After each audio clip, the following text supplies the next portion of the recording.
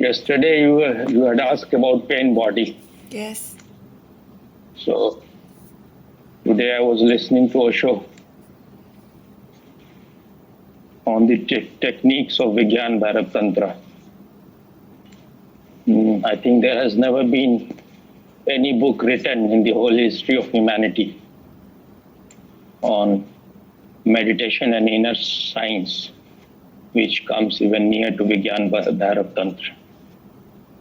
It has 112 meditation methods, which Osho has also said that any method where you may be using anywhere in the world. But these 112 methods contain all the meditation that has ever been done anywhere. You may have certain permutation and certain mixing here and there, but essentially these 112 methods is the source of all the meditation that has been done anywhere.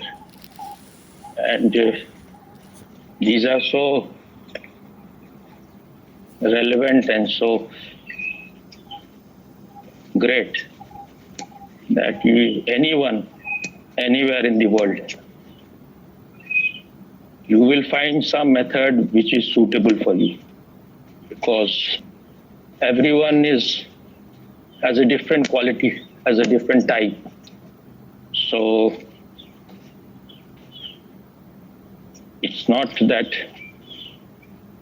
what suits me will suit you also. So you have to find out your type, what is in tune with you, what gels with you.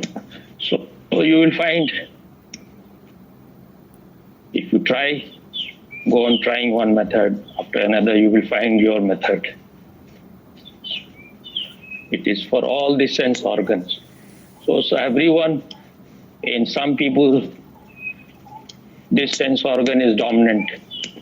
Maybe someone he is a person who is, in him, seeing is dominant. Then you have to find that method. For someone, he is very much touchy kind, he likes to be touched. Then for that person, that will be his method. Someone may be mad after food, but he can find method for that.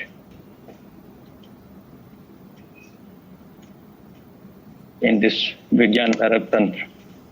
So everyone will, if they start searching, they will find some method suitable for him or her. If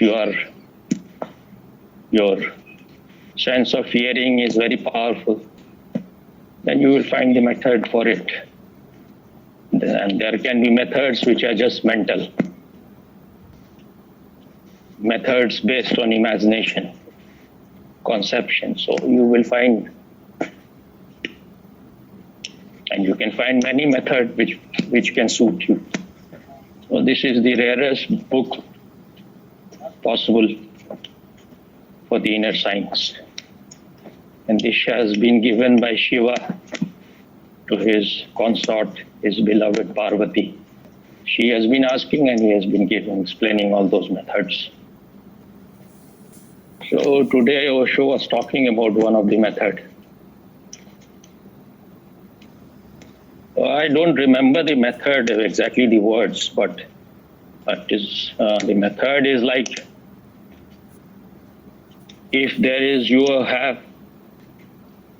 in a certain state of mood, some mood has overpowered you, then what we do is that we try either to repress it, suppress it, or express it.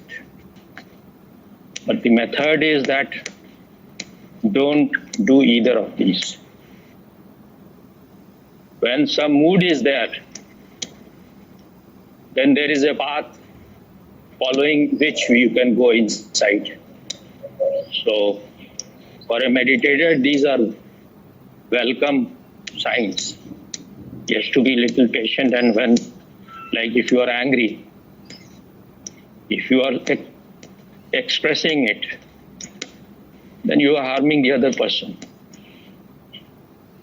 And you are harming yourself also. Someone has done some mistake and you are becoming angry, then you are creating hell for yourself because someone has done some mistake. Or if someone has made you angry, then he has got the mastery over your moods, your life, your energy. So if you are expressing, then you are being unconscious. And the other thing is that you can repress or suppress. Then it becomes like it is hanging inside you. It is there inside you, waiting. You can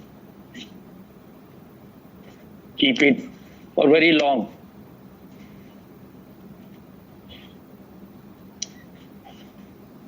Even for many years, it can remain inside you. But if something remains unexpressed, then it is there hanging inside you. Then you will be always uneasy and you will be burdened. So once you have expressed it, you feel kind of released. So psychologists will say that you should release it, you should express it, so that you become unburdened. You are freed from that tension. But those who are meditators, those who know what spirituality is, they will not favor either of these. Because if you are keeping it inside, you think you are not harming others. But you are harming yourself, and later on, someday you will harm yourself also. Because how long you can keep it inside? You may be angry with your boss. You may not be expressing it to him. You will come back to your home and then you will express at your husband or your wife or your children, those who cannot harm you much. These are two ways for the unconscious people. When you are suppressing it inside, this is also being unconscious. But those people who see that the enlightened people, the Buddhas, they don't get angry, then they think that they must be suppressing or repression because they are seeing it from outside. They don't know what has happened inside it, how the energy is transformed within them. So what this method is that neither express not repress. Whatever mood is there, you just go with that mood. When some certain mood is there, then there is a path. You can go to its very source. Just you have to be a watcher or the witness.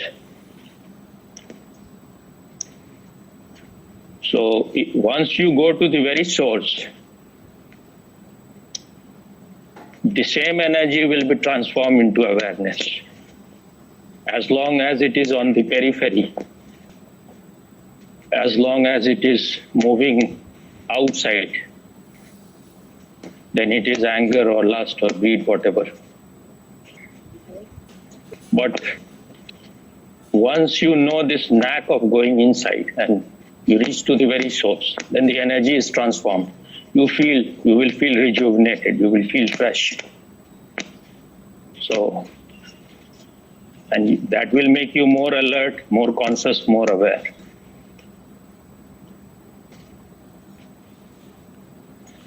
And this is the beauty of the child, because the energy of the child is at its source. That is the reason why they look so innocent. They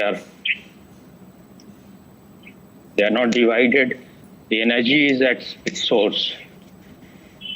But it is naturally there. They have not achieved it. Those who are meditators, those who are sages, they reclaim it.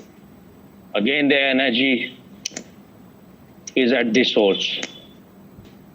It is like the electricity. Electricity has no form. It is formless. But when it is expressed through some form, some mechanism, like fan or television or air condition, then it takes a form. So in the Buddha, the energy has not taken any form. When you express it through love, through hatred, through jealousy, through greed, through sexuality, then these are the mechanisms through which the energy is expressed. But for a Buddha, the energy remains at the source. And that gives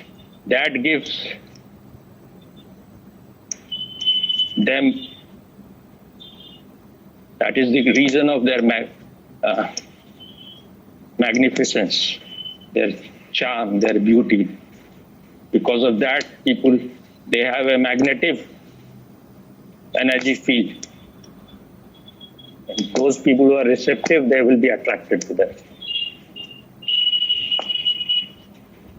Because at the source, energy is purest, at its purest possibility.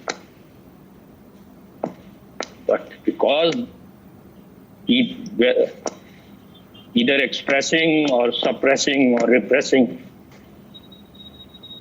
they don't require any intelligence, any alertness. So either we are expressing it or we are suppressing it.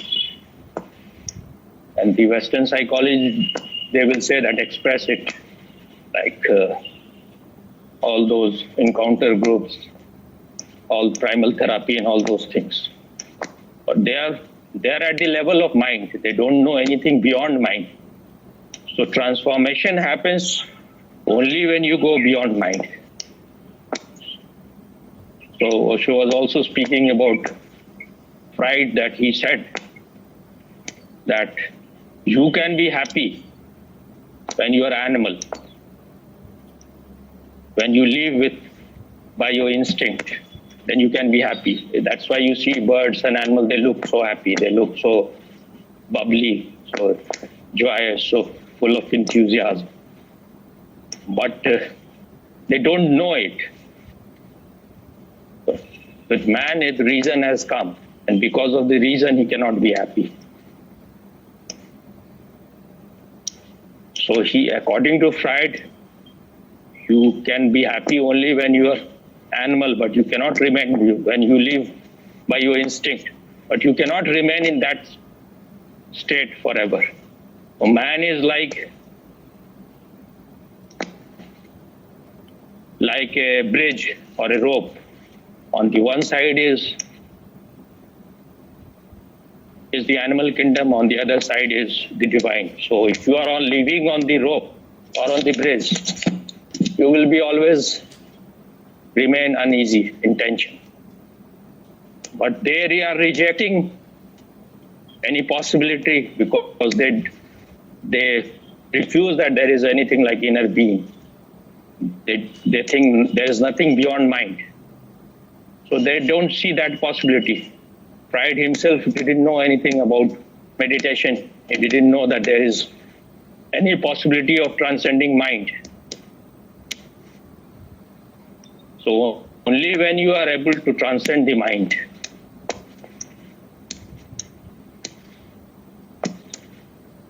you can be not only be happy, you can be blissful. But the same method can be used, all these same method can be used to make you adjusted to society, to make you normal. But what they call normal is not normal, it is just less mad. So what they are trying to do is to make you adjusted to the mad society, which is where their madness is controlled A mad person is one who has gone out of control. His madness has gone out of control. So one person asked Osho that there are there are methods in Vigyan Bharat Tantra about unwinding. But the person said that these methods are used in West, but the result is not that great. He said that you can use the same method,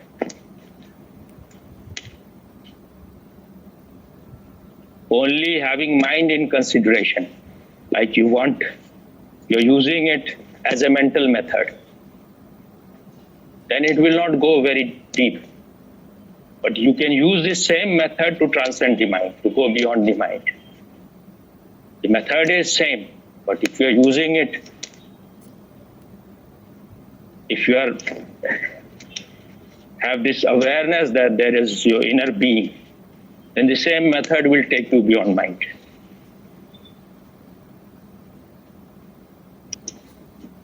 So someone then asked him that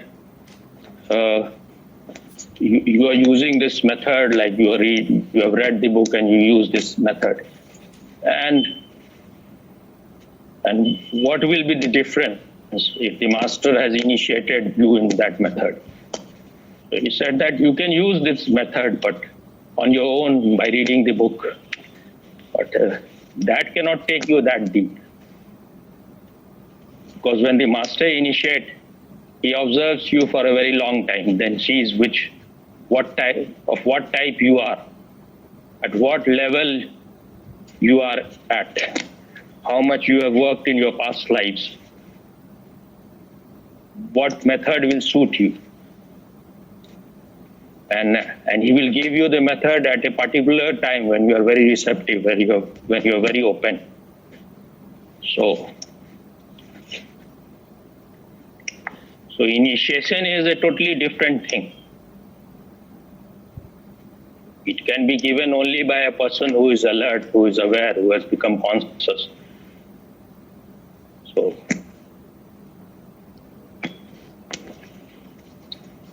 then it will, once the master has seen you thoroughly, once you have exposed yourself totally, you have become naked, then he will give you the right method which will work for you. And he may mix one method with the other, which will suit you, because everyone is so unique and different. So there is a possibility that the method which has been given in past may not be very suitable for you at present. So he will give you a method which will be only for you, just for you. And that's why these methods are kept secret. Once you are initiated in certain method, you are told not, keep it secret. Because it is only for you. If you are sharing it with the other person may be harmed instead of being helped. And then he was talking about that when Buddha was doing too much austerity, then there were 5 people were following him. He had 5 disciples, and they were thinking of him very high, that he's living such an austere life. He's torturing his body so much. So they were impressed by that, because he was fighting the body. It was just an ego. He was on an ego trip, fighting with the body. Then Buddha realized that just by fighting your body, you are just destroying your energy. It is like one hand of yours fighting with the other. So he dropped all those things. He started taking food. He was offered food by Sujata, because he thought that he is the deity of that particular tree whom she used to worship. So seeing him, he thought that the tree god has come. So she offered him kheer. And he ate it. And then they thought that this man has now become totally corrupt. He has fallen down. So they left him. But one day Buddha became enlightened. He reached to his source. And then he became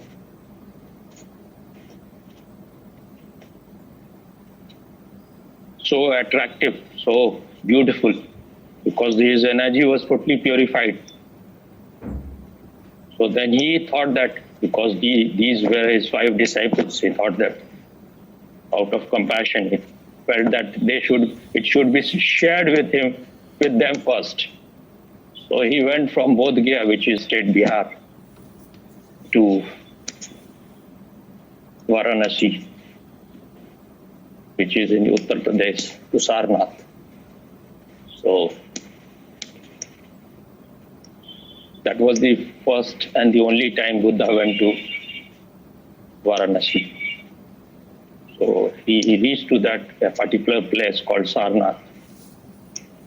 And there, these people saw him coming. And they thought that this corrupted Siddhartha has come, so they decided they will not pay him any respect. They will not even look at him. So all of them closed their eyes. But as he reached closer to them, they felt some kind of change in the very air, in the energy. So finally, when he was very near all of them, at the same time, suddenly they had to open their eyes. And then they felt at his feet. Buddha said, "What you are doing? Why you are doing it?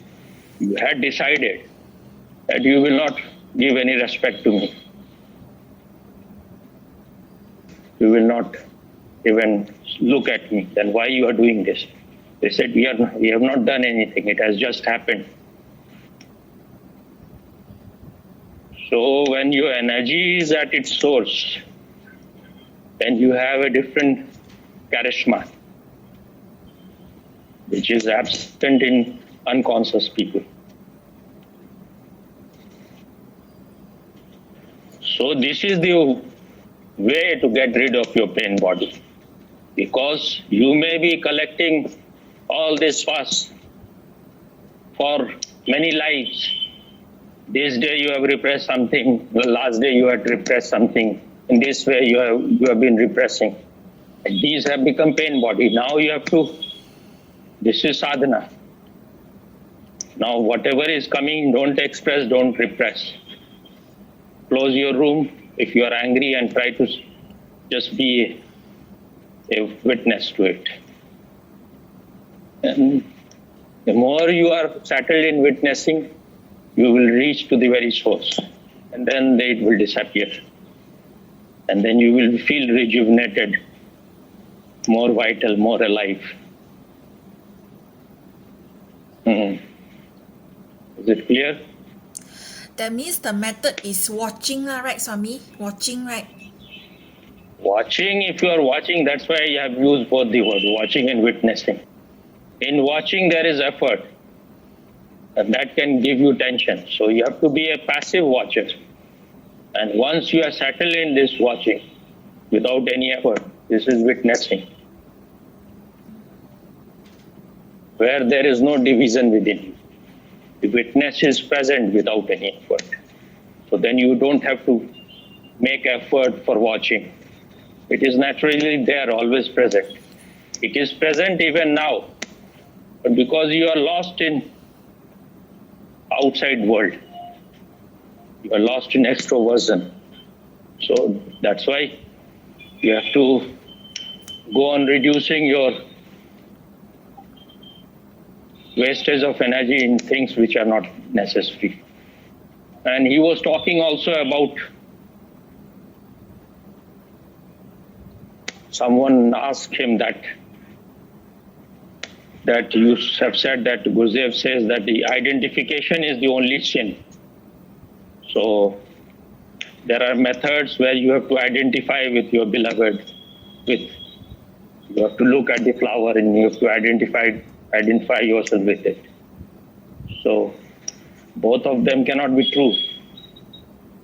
Otherwise, Gurdjieff is half true. He said that no, Gurdjieff is true.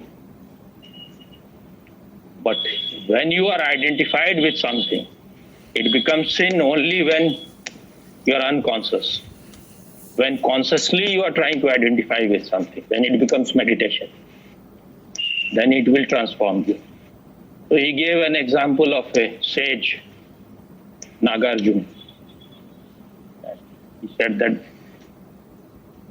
Nagarjuna is equal to Buddha or Krishna or Lao Tzu or anyone, one of the greatest masters. But as far as his intellectual capacity is concerned, he is simply incomparable. So he used to live naked, and there was one queen in some particular kingdom who was very much devoted to him, who loved him very much. So once he came to her kingdom, she said that he used to carry a begging bowl made of wood. She said that you give it to me. I will keep it as a gift, as your remembrance, and I will give you some other begging bowl. So she gave him a begging bowl which was made of gold and with other precious stones put on it. So she gave it to him, and he took it without saying anything. She was herself surprised that if he had refused, she would have felt good, because she thought that saint would not take in anything like this. They will refuse. No saint would have taken it. So, but he was a sage. He didn't say anything. If he had refused, then she would have given him, but she would have felt more comfortable. Then he went out of her kingdom, and he was walking on the path, and he used to live in a ruined monastery. So he was going on that. It was already night time, and so no, not night time. It was afternoon time. So he felt that someone is following him. So he thought that this must be some thief or something. This man must be interested in that begging bowl, because no one used to come to that place, that ruined place where he used to live. So he threw that begging bowl. The thief took it, but he thought that what kind of man this is. So he was very curious. He went inside. He said that I will not hide anything from you. I am a thief. But I came to steal this one, but you yourself threw it. But whenever I see a person like you, I feel great attraction. But I have been to other people, other saints, but they say that first give up your profession, first stop stealing, then only you can come to me. He said that what has meditation to do with whatever you are doing? What has it to do even if you are stealing? It makes no difference. So these people must be ex-thieves, those to whom you have gone. So then the thief became very excited. He became very happy. He said that, so I don't have to give up my stealing? He said, no. So then he said that then I'm ready to just give me the method. He said that whatever you are doing, I have no concern for that. You have to do it with total awareness. Become totally conscious while you are doing something. So, and he said that you go now and come after 15 days, but come only if you have done it. So just after 3 days, the thief came, said that you are a very tricky person. I could not wait for 15 days.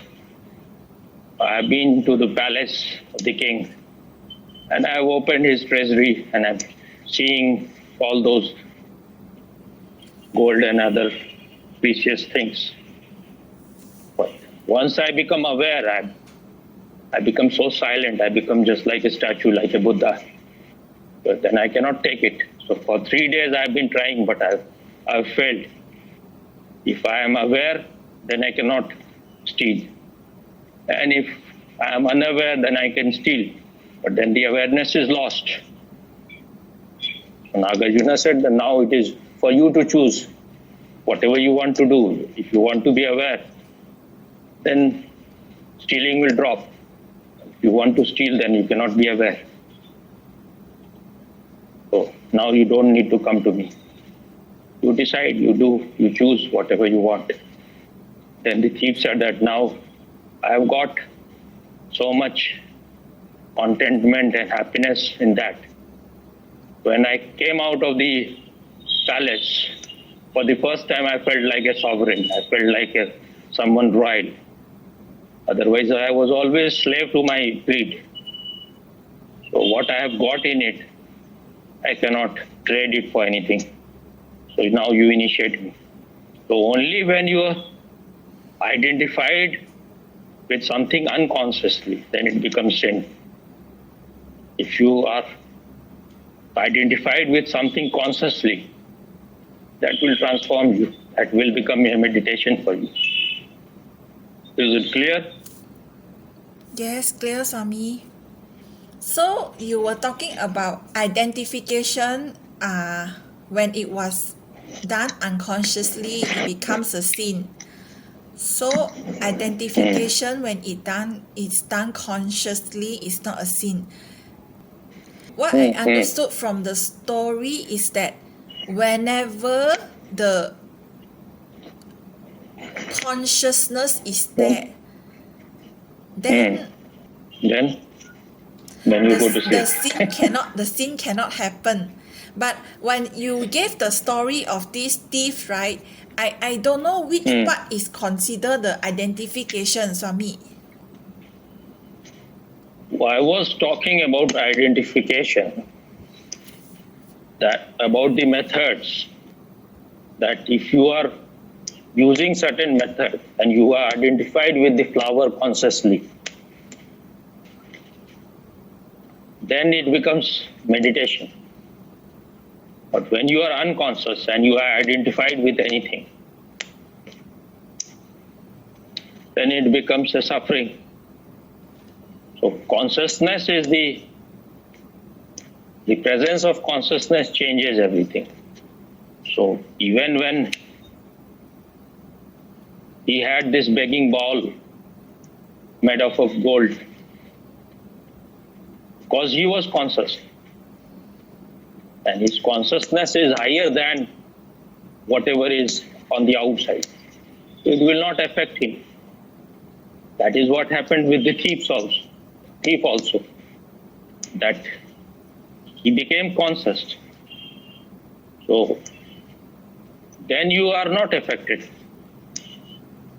If once you are conscious, then whatever you are seeing in front of you, all those things, all those objects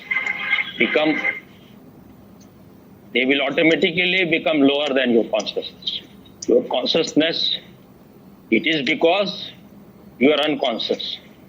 They overpower you. They have strength. So because he became conscious, so all those treasures, those gold and diamonds and rubies could not make him a slave. So that man was talking about, the man who asked Osho, he was talking about that in certain methods you have to identify. So how can identification be always wrong, or sin, which Gurudev said? So he said the difference is not in identification or disidentification. The difference is in the consciousness. When you are conscious and you are identified, like you are identified with your beloved, that will not harm you in any way. That will not make you bound to her. That will not create bondage. Because consciousness is a light. It cannot bring darkness within you. It cannot cloud you. So it is because of the inner darkness. The identification with something makes you even more clouded. Once the light is there, and you are consciously identified with your beloved or whatever, then you are not in bondage. Then you are not going to be slave. When you are doing something consciously, you are the master. Everything is in your hand. You can switch on, you can switch off. The moment you feel like you want to go in a cave, want to remain for a while alone, you can be alone. So only a person who knows how to be alone can relate. Otherwise, if you don't know how to be with yourself, you cannot be with others also happily. That's why all lovers are failures, because they don't know how to be with themselves.